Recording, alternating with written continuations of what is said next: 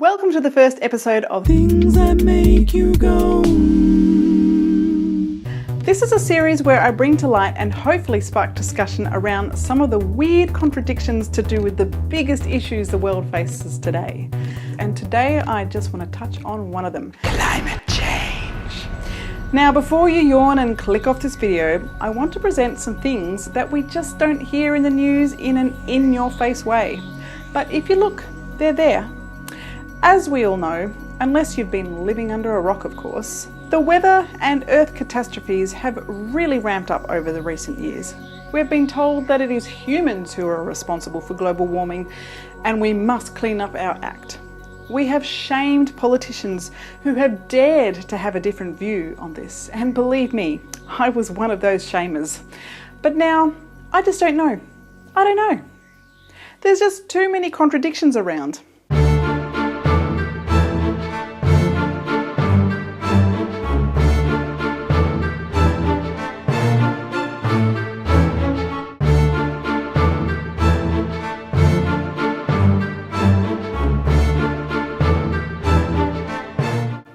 Now, I'm not saying that humans are not partially responsible for our climate state of affairs. And for the record, I'm not a flat earther either. But I think it's very possible we are not being told the whole truth here. Now, let me be clear. I think there are 1,000 reasons why we should be taking better care of the earth, being clean and green, because that's going to be better for everyone and everything. But it seems to me that the so-called experts can't even agree as to whether the earth is warming or cooling. But here's the thing. When they start talking about spraying aerosols in the air to block the sun's effect, that would be a totally ridiculous thing if we are in fact about to experience an ice age. Not to mention, isn't that going to trap the greenhouse gases even more?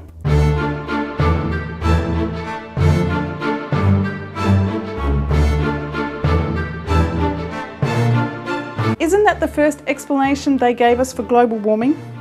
But the plot thickens. I only just recently learned that there is such a thing known as cloud seeding and other forms of geoengineering, such as the ability to be able to steer a tornado in a different direction.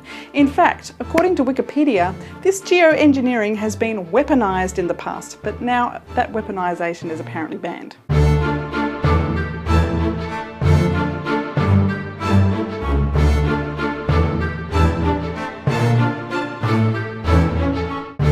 Oh, and here's some free advertising for a company who can literally turn the rain on for you.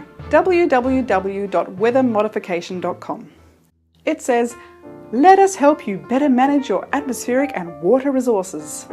So, got a wedding coming up? Some other important event that you don't want it to rain on your parade?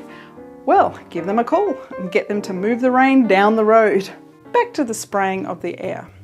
It is pretty plain to see that this so-called spraying the atmosphere is not a theory and something that they're considering doing.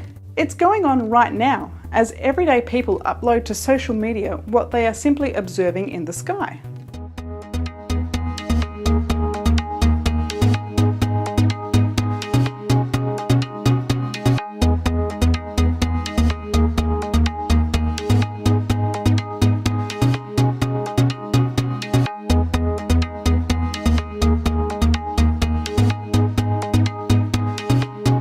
And before you say, oh, these white streams coming from jets are just contrails, well, since when did airliners fly in massive grids like this? So can someone tell me what's really going on? You've got China about to raise an artificial moon in the sky, as well as it working on an artificial sun. Is that for the coming ice age? Whatever the case, it's clear that our weather systems are in massive change.